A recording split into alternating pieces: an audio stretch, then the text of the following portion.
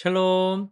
9월 26일 이슬기도 오신 여러분 환영합니다. 우리 로마서 8장 32절 같이 암송하도록 하겠습니다. 자기 아들을 아끼지 아니하시고 우리 모든 사람을 위하여 내주시니가 어찌 그 아들과 함께 모든 것을 우리에게 주시지 아니하겠느냐. 한 번 더 하겠습니다. 자기 아들을 아끼지 아니하시고 우리 모든 사람을 위하여 내주시니가 어찌 그 아들과 함께 모든 것을 우리에게 주시지 아니하겠느냐. 아멘. 예, 오늘 우리는 사무엘하 22장 그리고 갈라디아서 2장, 에스겔 29장, 시편 78편 1에서 37절까지 말씀을 비밀이라는 관점에서 주제를 통하여서 살펴보도록 하겠습니다. 사무엘하입니다. 다윗의 승리의 노래는 단순히 개인적 감사가 아닙니다. 하나님께서 당신의 백성을 구원하시는 방식이 세상의 그 지혜와는 완전히 다르다라는 걸 보여줍니다. 원수들은 다윗의 패배를 확신했지만 하나님의 구원 계획은 그들에게 숨겨져 있었습니다. 이는 하나님의 주권적 섭리가 인간의 계산을 뛰어넘는다는 진리를 드러냅니다. 우리 삶의 어려움 속에서도 하나님의 구원 역사는 보이지 않는 곳에서 진행되고 있습니다. 갈라디아서 2장입니다. 바울이 전하는 복음의 핵심은 율법의 행위가 아닌 믿음으로 의롭다함을 받는다라는 것입니다. 이는 유대인들에게 충격적인 비밀이었어요. 수세기 동안 율법 준수를 통해서 하나님께 나아가려고 했던 그들에게 오직 믿음으로만 구원받는다는 진리는 충격적이고 혁명적이었습니다. 이 비밀은 그들에게 감춰졌던 이 사실은 인간의 그런 자력 구원의 한계를 탁 드러내는 것이며 하나님의 그 전적 은혜만이 구원의 길이라는 것을 선포하죠. 오늘날 우리도 이 부분에서 행위가 아닌 믿음으로 살아가야 됩니다. 그래서 이 말은 구원을 얻는 데에 관해서는 오직 믿음이 필요하고 그 믿음으로 구원받은 자의 그 삶에는 행함을 통한 열매를 향해 나아가는 그 여정이 허락되는 거거든요. 이 행함과 믿음의 그 구분이 우리에게 좀 필요하죠. 에스겔로 넘어가겠습니다. 강대국 애굽의 몰락은 당시 사람들에게는 상상할 수 없는 일이었어요. 하지만 하나님께서는 이미 그들의 미래를 아시고 예언하셨습니다. 인간이 의지하는 세상의 권세는 지금은 영원할 것 같아 보여도 일시적이며 오직 하나님만이 영원한 주권자이심을 보여줍니다.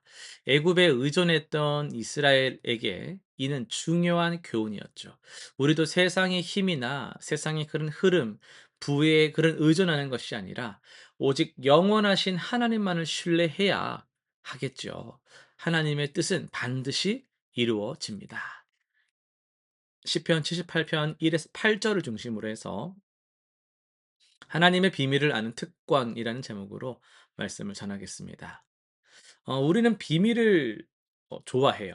저는 그렇게 생각하는데요. 뭐 드라마나 영화 같은 거 봐도 소설을 봐도 이 비밀이 있어야 재미가 있거든요. 출생의 비밀. 막 감추어진 게 뭔가 있어야 그걸 드러내는 과정, 드러났을 때의 반전, 막 이런 것들이 비밀이 가지는 특별한 힘이에요. 그런데 성경에는 하나님의 비밀이 기록되어 있습니다. 오늘 본문 78편을 보면요. 아삽이 비유로 말하며 예로부터 감추어졌던 것을 드러내려 하니라는 말로 하나님의 역사를 전하겠다며 선언함으로써 시작됩니다. 여기서 예로부터 감추어졌던 것이라는 건요. 히브리어로 보면 히다라는 단어를 쓰고 있는데 단순히 이렇게 꽁꽁 싸매서 숨겨준 것만을 의미하는 게 아니라 깊이 생각해야 알 수 있는 사실 이런 거를 의미하고 있어요. 그렇다면 하나님이 감추어 놓으신 비밀이 뭘까라는 생각을 하게 되죠. 첫 번째는 하나님의 신실하심입니다. 이스라엘 백성들은 광야에서 하나님의 기적을 체험했지만 금세 잊어버렸어요. 홍해를 가르셨던 분, 반석에서 물을 내셨던 분, 하늘에서 만나를 내리시는 분, 그 다 이런 것들을 망각하고 계속 원망했습니다. 하지만 하나님은 그렇다고 해서 포기하지 않으셨죠. 이게 바로 비밀이라는 거예요. 인간의 불신앙에도 불구하고 하나님의 사랑은 변하지 않는다라는 것이죠. 둘째는 하나님의 교육 방식입니다. 하나님은 역사를 통해 가르치십니다. 성공과 실패, 기쁨과 슬픔, 모든 경험이 다 하나님의 교실 안에서 이루어지는 그 학습이에요. 우리가 힘들어할 때 그것이 하나님께서 우리를 더 깊은 믿음으로 인도하시는 과정이라는 것을 깨닫는 것이 비밀을 아는 겁니다. 그러니까 성경에 일어난 사건들, 그냥 역사적 연도들, 내용들만 안다면 비밀을 모르는 거죠. 근데 그걸 통해서 하나님의 신실하심이라는 비밀을 깨닫고, 와, 하나님이 이렇게 나에게 가르치시는 거라는 걸 비밀을 깨닫는 것이 은혜라는 겁니다. 마지막 한 가지 더는요. 다음 세대에 대한 하나님의 관심도 비밀로 감춰져 있어요. 본문 4절은 우리가 이를 그들의 자손에게 숨기지 아니하고라고 말합니다. 하나님의 비밀은 나 혼자만 알고 간직할 것이 아니라 다음 세대에 전해야 할 보물이거든요. 이것이 신앙의 계승이라는 것이죠. 우리는 왜 이런 비밀들, 그냥 단순한 성경의 이야기의 내용들만 아는 것이 아니라 왜 이런 성경을 통해서 하나님께서 말씀하시고자 하는 그 비밀들을 알아야 되겠습니까? 첫째, 우리 삶의 의미를 발견하기 위해서입니다. 우연처럼 보이는 일상 속에서도 하나님의 그 손길을 발견할 수 있다라는 거거든요. 또 둘째는요. 어려움을 이겨내는 힘을 얻기 위해서입니다. 하나님이 함께 하신다는 비밀을 아는 자는 절망하지 않아요.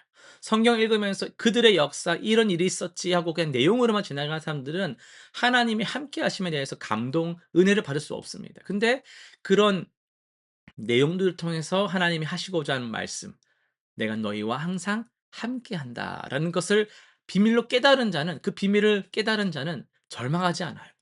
셋째, 하나님과의 특별한 관계를 누리기 위해서거든요.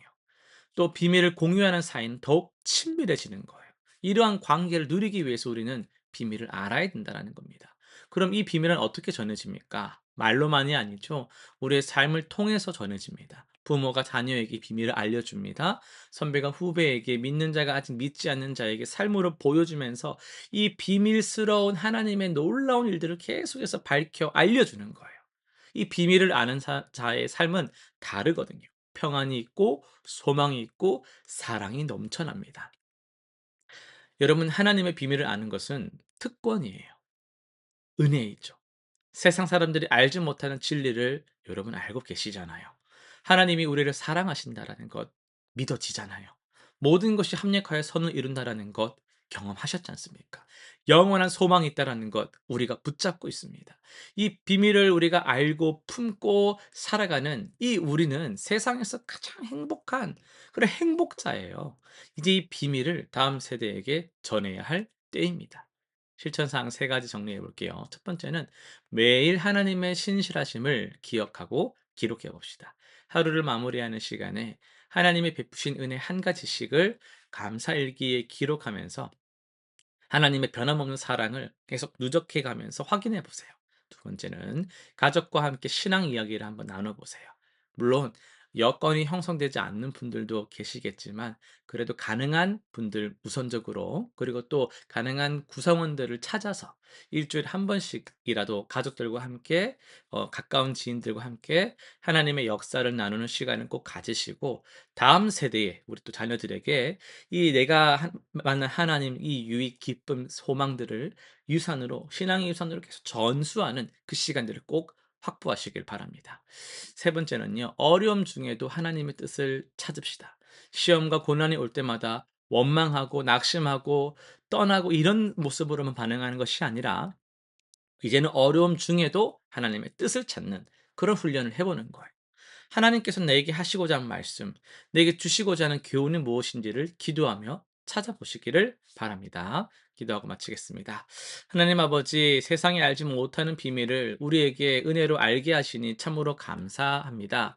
우리의 연약함에도 불구하고 변함없이 오늘까지 사랑해 주시는 하나님의 그 쉬지 않는 변함없는 신실함을 우리가 찬양합니다. 이 귀한 진리를 우리에서 끝내는 것이 아니라 다음 세대에게도 참 잘 증거하고 전수할 수 있도록 우리의 삶을 통해서 하나님의 사랑이 드러나게 하여 주옵소서. 예수님의 이름으로 기도드립니다. 아멘.